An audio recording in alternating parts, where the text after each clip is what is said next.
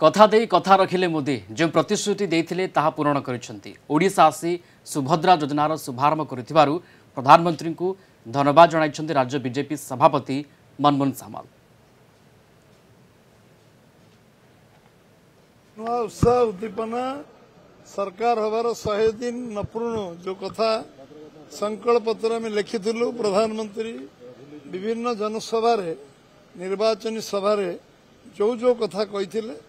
ता गोटे पर गोटे पूरण ही चलती एवं ए सरकार 100 दिन नपूर्ण सुभद्रा योजना 1 कोटी ऊर्ध्व माँ मान भौणी मान दवाई 72 लाख रजिस्ट्रेशन कर सारी आज टंका ट्रांसफर होती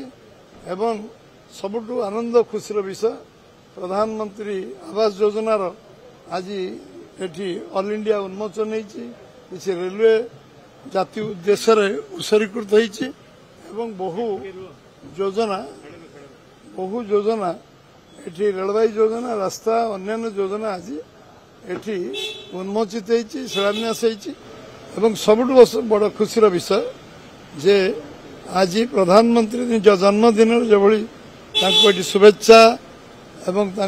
जन्मदिन प्रथम थर ओडिशा से कटई प्रधानमंत्री होगा एवं वर्ष पूर्ति तो 2-3 थर कटई किंतु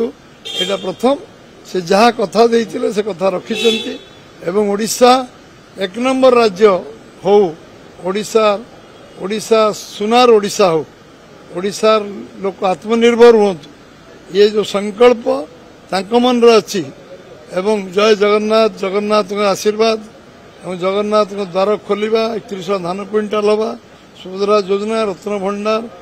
एवं प्रधानमंत्री आवास योजना 3 कोटी ओडिशा को 30 लाख मिलवा ये सबू कथा निश्चित भाव में साकार हो आज हो गोटे 2 दिन पर 100 दिन हम आमर आज केंद्र सरकार 100 दिन होती आज आउ गोटे अवसर एवं आज जन्मदिन ये गोटे आज अनंत चतुर्दशी विश्वकर्मा पूजा ये सबू अवसर में ओडिशावासी को आमे